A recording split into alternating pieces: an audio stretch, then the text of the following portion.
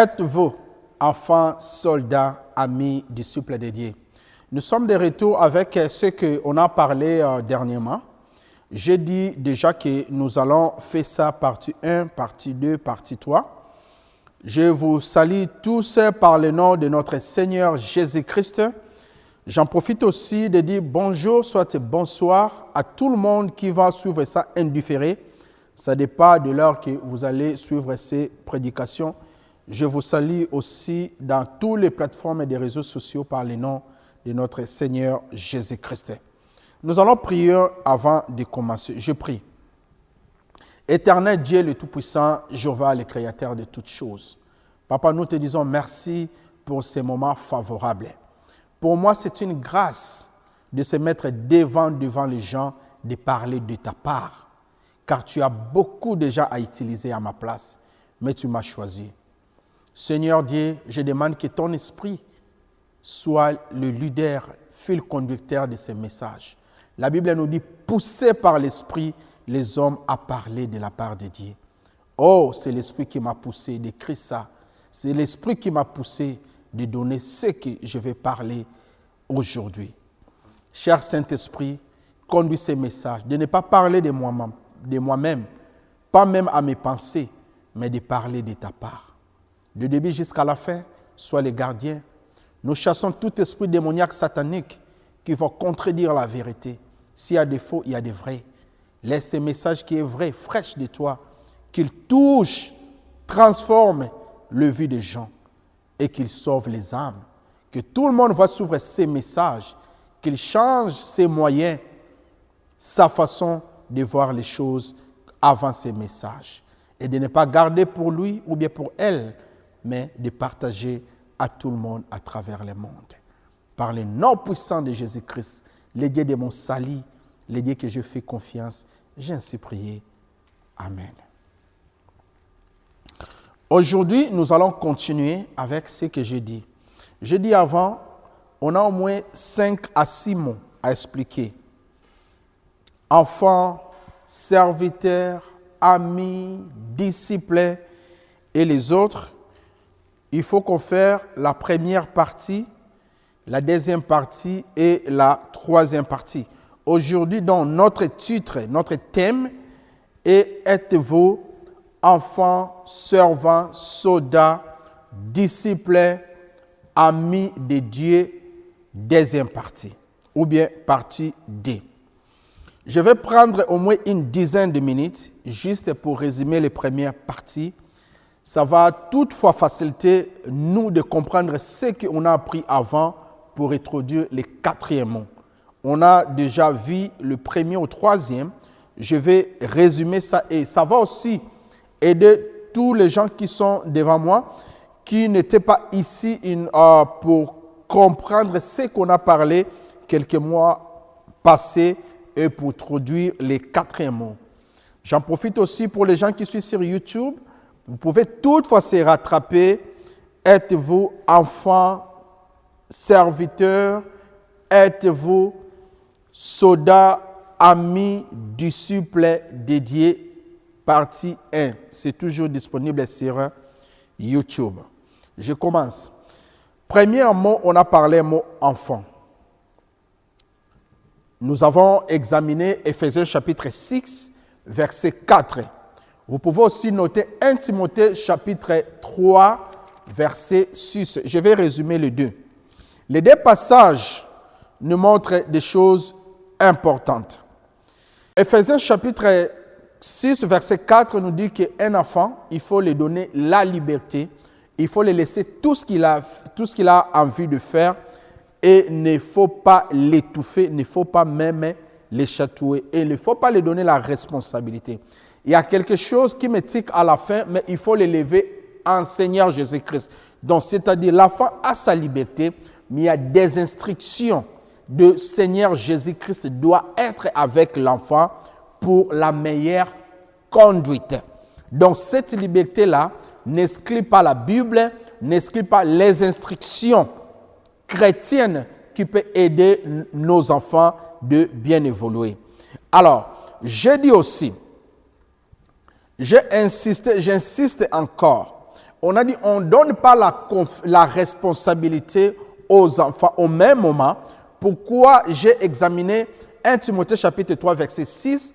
Parce qu'il y a un peu de divergence dans les églises, des incompréhensions par rapport aux gens qui reçoivent Seigneur Jésus-Christ comme Seigneur et Sauveur. Ils ont aussi besoin de prendre les responsabilités aussitôt que possible. Apôtre Paul a insisté.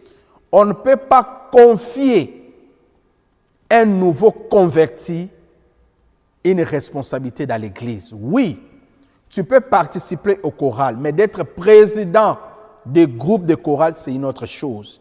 Tu peux participer dans l'intercession, mais d'être le numéro 1, ça, c'est une autre chose. Tu peux rejoindre différentes équipes qui sont ici dans l'église, mais la responsabilité d'être numéro 1, tu dois être affermi. Tu dois être bien équipé. La Bible insiste, il faut avoir la fondation solide de la foi. Tu as la foi en Jésus-Christ, tu crois à lui. Selon Hébreux chapitre 11, verset 6, oui. Mais cette foi est bien fondée. Cette foi a une fondation très solide. C'est pour cela, c'est vraiment interdit. Là, je paragraphe un peu pour éclaircir tout le monde qui ont des ailes et accès. On a vu que vous avez l'accès, les ailes de servir le Seigneur, mais ça demande beaucoup de temps pour que tu sois bien équipé, affermi par la foi ainsi que par la parole de Dieu. Merci beaucoup. J'ai donné les différentes définitions étant qu'un enfant, mais ici, je ne vais pas donner la définition. Je vais juste ajouter quelque chose. D'être considéré comme un enfant, c'est dans les premières périodes. La période, selon le dictionnaire, n'a pas donné quelle période. 1 mois, 2 mois, 6 mois, décennie. Il n'y a pas quelque chose comme ça, mais le premier période, c'est-à-dire la deuxième période, je dis que tu dois changer, être serviteur. Pour les serviteurs, j'ai donné beaucoup de versets, mais aujourd'hui, je vais résumer 2 seulement. Le premier, c'était Luc chapitre 22, versets 26 jusqu'à 28. Là, vous allez voir Seigneur Jésus expliquer,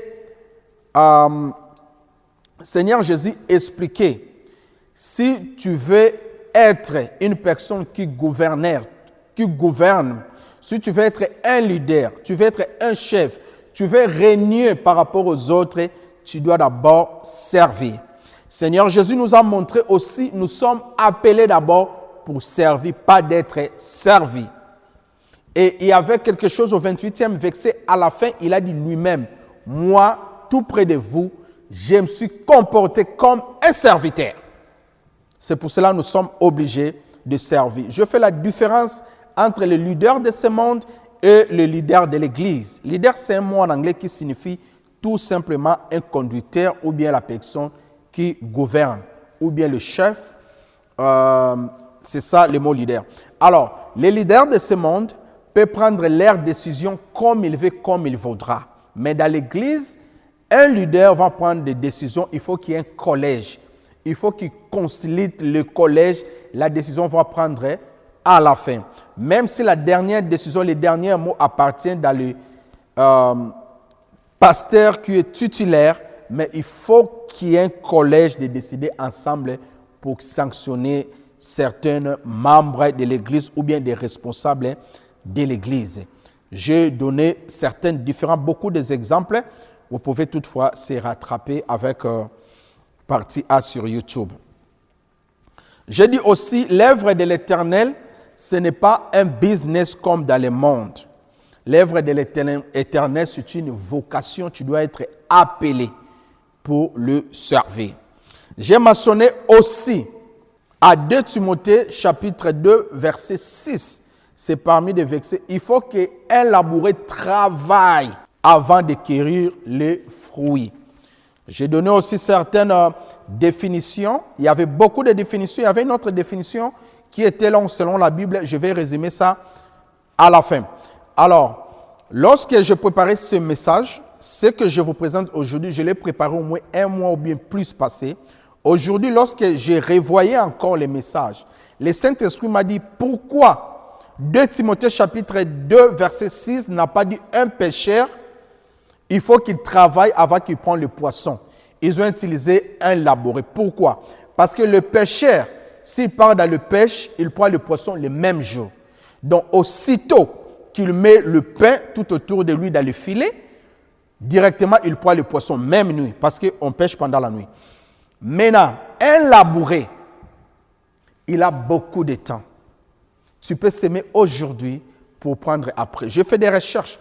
Si tu sèmes l'arachide, les graines d'arachide, pour retirer ça, ça demande au moins 3 à 4 mois.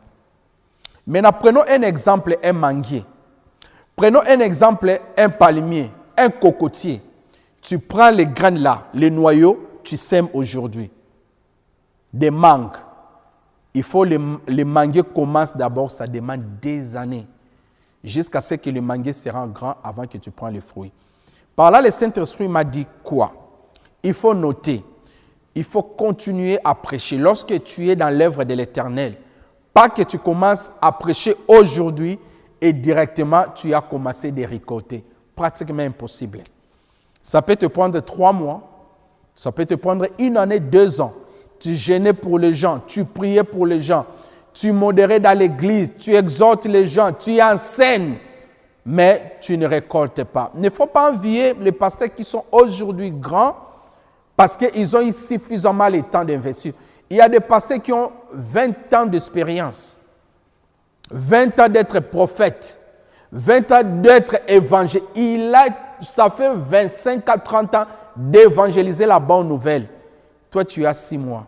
Il a eu suffisamment le temps de s'aimer dans le vie des gens. Il a commencé de récolter. Il ne faut pas les suivre. Je parle directement au 3e, j'ai parlé un soldat. Je lis Josué chapitre 5, verset 3 jusqu'à 14. Aussi, 2 Rois chapitre 16, verset 17. J'ai résumé ainsi. Les 2 passages nous montrent que si nous sommes dans l'œuvre de l'Éternel, nous sommes considérés comme des soldats. Nous sommes considérés comme ça. Alors, un soldat, c'est une personne qui défend d'abord l'intérêt pour les autres. Un soldat, c'est une personne qui va mourir avec son arme. Par là, je vais dire quoi? Tu ne peux pas dire que j'ai déjà prêché pendant 20 ans, pendant 5 ans, j'ai mes retures de ces services. Non. Tu dois mourir, tu dois aller avec ces services, l'œuvre de l'Éternel jusqu'à la fin. Un soldat, c'est un défenseur. Il ne fait rien que ce qu'on lui donne comme instruction chez son maître ou bien son officier supérieur. Notre officier supérieur s'appelle Jésus-Christ. Parce que c'est lui qui nous a enrôlés, c'est lui qui nous a recrutés, c'est lui qui nous a affiliés dans l'armée céleste.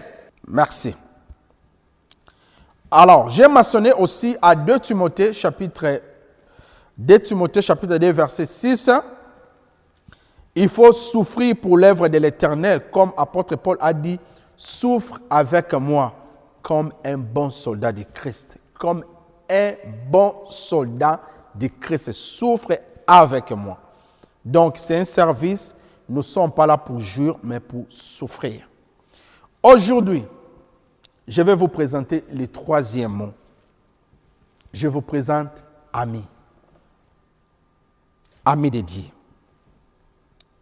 Alors, pour trouver le vrai sens de ces mots, ce que je vous présente aujourd'hui, avant de donner les définitions, parce que j'en ai plusieurs, il faut trouver le vrai sens du mot. Il faut qu'on ajoute encore un autre adjectif qualificatif pour aller en détail lorsque tu parles un ami.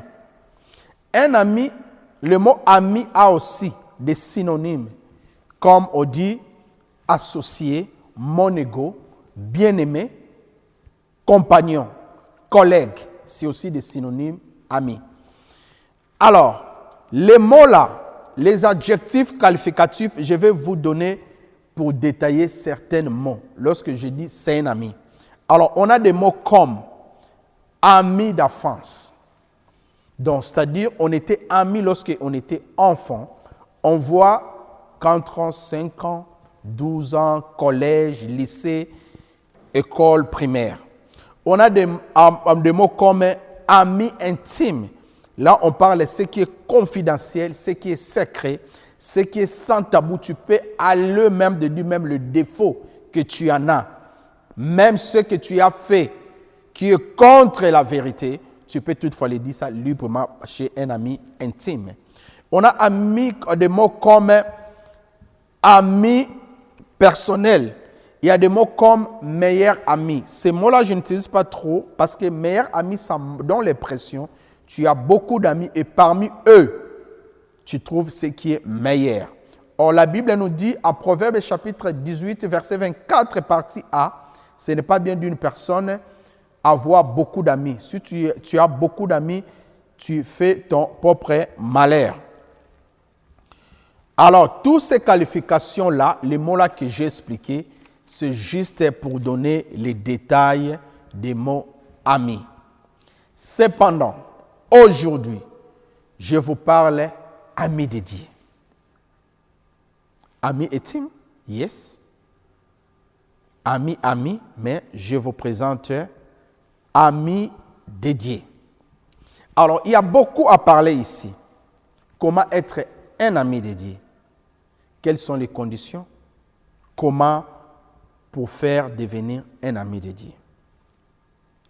Il y a quelque chose aussi. Nous avons un mot ami, j'allais oublier, qui est relié au service.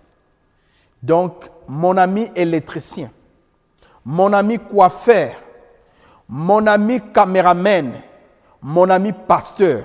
Donc, c'est-à-dire, on est amis rien que pour le pastorat. On est amis seulement pour l'électricité. Donc, on peut avoir des relations 3 à 4 ans, je ne te contacte pas. Mais lorsque j'ai un souci à l'immigration, je dirais que, j'ai un ami qui travaille à l'immigration. Directement, je t'appelle. Je sais que tu travailles dans le tribunal. Lorsque j'ai un problème, on m'a accusé. Directement, j'ai une amie qui est magistrat là-bas. Donc, cette amitié est reliée par un service. Donc, aussitôt que ma voiture tombe en panne, je pense directement à cette personne. Rien que pour ce service. Après ce service, je n'ai pas une raison bien besoin de t'appeler. Comment tu as passé la journée, comment la famille. Mais les amis intimes, à l'occasion de rien, on peut toutefois les contacter et les donner tous les détails. Tout ce que je vous présentais là, c'était mon introduction. À savoir, je n'ai pas encore donné la définition. Je vais donner ma définition à la fin ensemble avec la conclusion. Pourquoi? Parce que lorsque j'ai examiné ce matin la Bible, Proverbes, il y a beaucoup de définitions à propos d'amis. Ça m'a un peu bouleversé avec tout ce que j'ai conclu comme définition. Donc, je vais vous donner ça ensemble avec la conclusion. D'accord. Nous allons développer le message d'amis. Premier verset, nous allons lire la Bible. Exode chapitre 33, verset 11 jusqu'au verset 15. Après, je vais lire encore 17. Je lis par le nom de Jésus. Tout le peuple voyait les colons déniés s'arrêter à l'entrée de la tente. Et tout le peuple s'élevait et adorait, chacun à l'entrée de la tente. L'Éternel parlait avec Moïse face à face, comme un homme parle à son ami. Nous allons retourner ici. Puis Moïse retourna au camp, tandis que son jeune frère assistait Josué, fils de Nun, ne sortait pas de la tente. 12.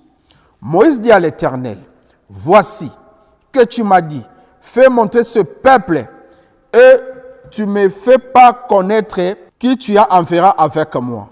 Cependant tu as dit, je te connais par ton nom, et tu as trouvé grâce à mes yeux. » 13.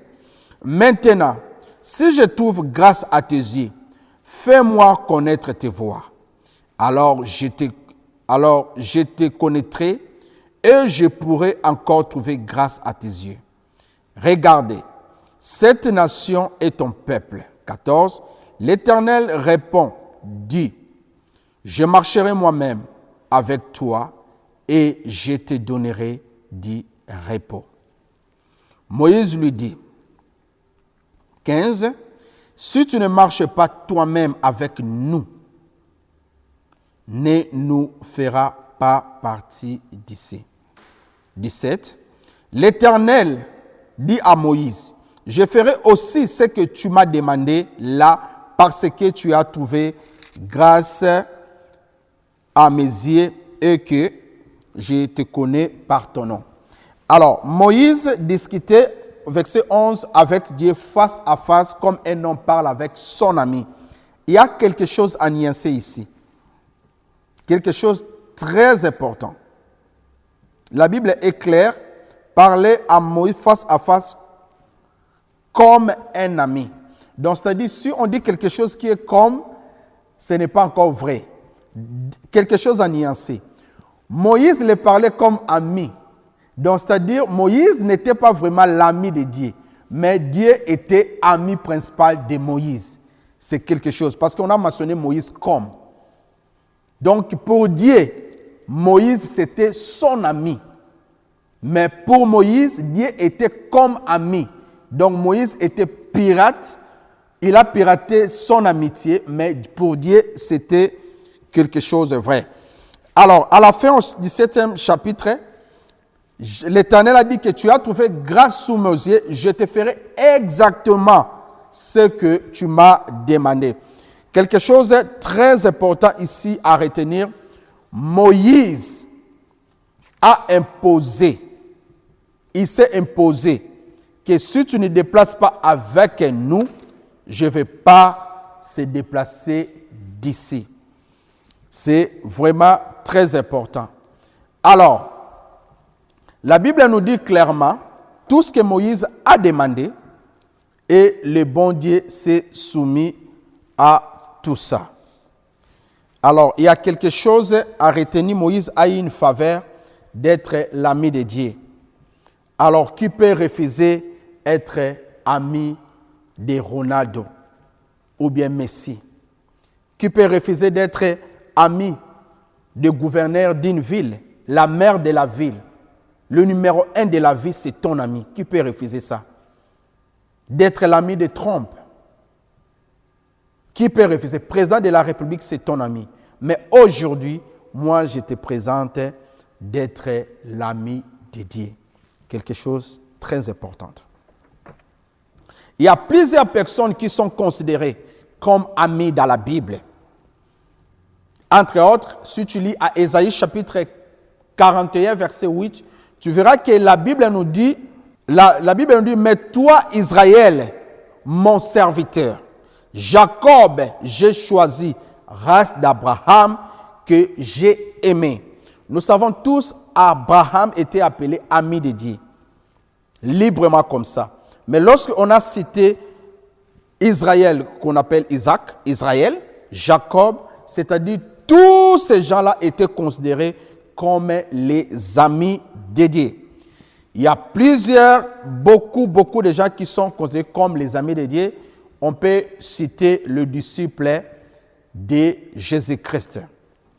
Chers frères et sœurs bien-aimés dans le Seigneur, sous le soleil, il y a plusieurs personnes qui sont considérées comme les amis de Dieu. Alors, qui peut refuser?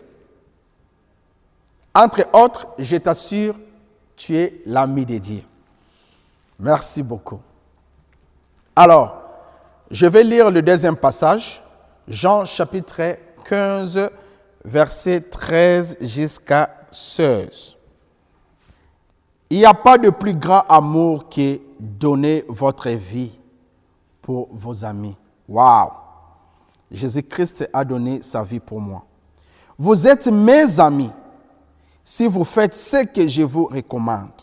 15.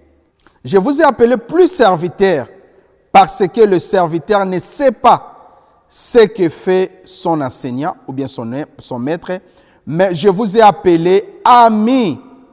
Je vous ai appelé ami. Jésus-Christ nous a appelés amis. Il est même fatigué, il a dit que je vous appelle plus serviteur. Donc, c'est-à-dire, on a changé les niveaux. On a changé les dons. On était serviteurs.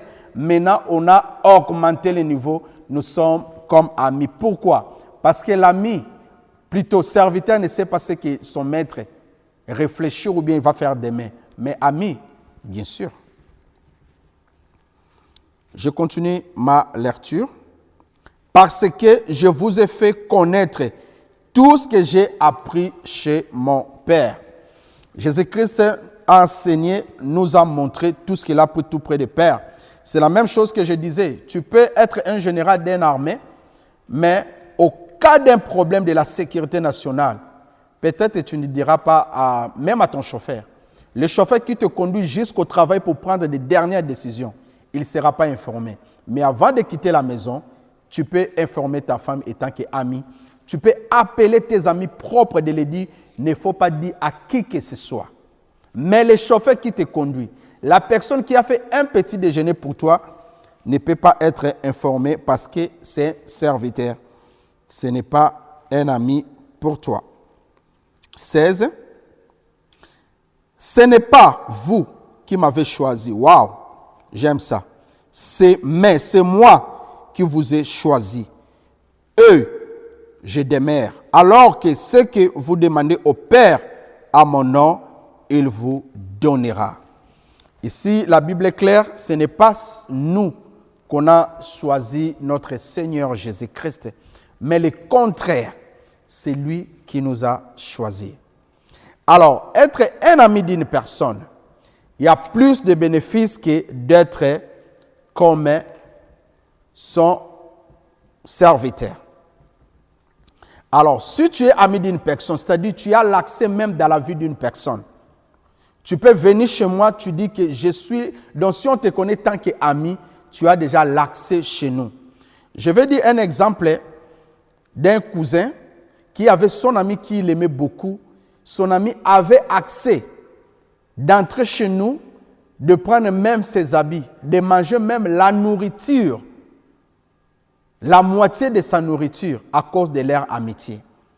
Si vous venez chez nous, tu dis à ma maman te connaît, tu es ami, tu as déjà accès même dans ma chambre. Je vais donner un exemple. J'ai un ami qui a voyagé, j'ai souvent avec ma voiture. J'étais allé chez lui, c'est un ami pasteur. J'ai dit à sa femme, peux-je avoir les clés de la voiture de ton mari? Il ne m'a pas demandé même une question. As-tu appelé le pasteur pour prendre cet aval? As-tu informé ton ami pour prendre la clé? Comme on dit, l'ami de mon ami, c'est mon ami. Donc, il n'y avait pas de question à demander quoi que ce soit parce que je suis considéré tant qu'ami. Si j'étais son serviteur, je n'allais pas avoir cet accès. Alors, on devait être louche. Tu es un serviteur, tu travailles chez nous, tu as besoin de la clé de la voiture de ton patron, c'est impossible. Elle n'a pas même posé mes questions et de me donner les conditions. Elle savait que comme nous sommes amis je suis ami avec son mari, c'est-à-dire la voiture sera dans les bonnes conditions et bien protégée. C'est ça. Je vais donner ma définition. J'ai promis, je le ferai à la fin. Je vais tout le monde d'examiner Proverbes, livre des Proverbes. Il y a plus de détails à la définition. C'est pour cela que je l'ai fait ensemble. Alors, définition ami. Un ami, c'est une personne avec qui on a la vie de partager cela qu'on appelle jour et nuit. Donc, c'est-à-dire, tu l'appelles anytime.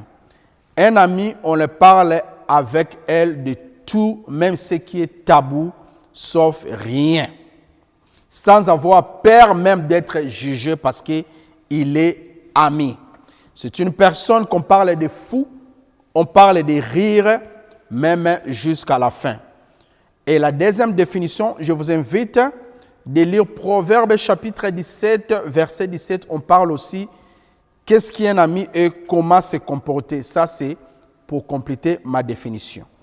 Pour conclure mon message, je dirais ceci. Le Seigneur Jésus-Christ nous aime tellement. Il était assez de nous appeler serviteurs. C'est pour cela qu'il a dit, je ne vous appelle plus serviteurs, mais je vous appelle amis. Tu es l'ami de Dieu, tu es l'ami de Jésus-Christ. Pour être ami d'une personne, il faut connaître la personne et faire tout le temps ce que ton ami aime beaucoup. Par là, je vous dis, pour être ami de Jésus, ami de Dieu, il faut avoir le temps. Parce qu'un ami, c'est une personne, il faut beaucoup passer du temps avec lui. Je vous recommande, pour garder cette amitié, pour être ami de Dieu, il faut l'adorer, il faut le louer, il faut méditer la parole jour et nuit. Il faut marcher dans l'intégrité, c'est-à-dire dans la sainteté. L'obéissance de la parole, le respect, c'est très important pour avoir l'ami avec notre Dieu. Je vous aime beaucoup. See you soon.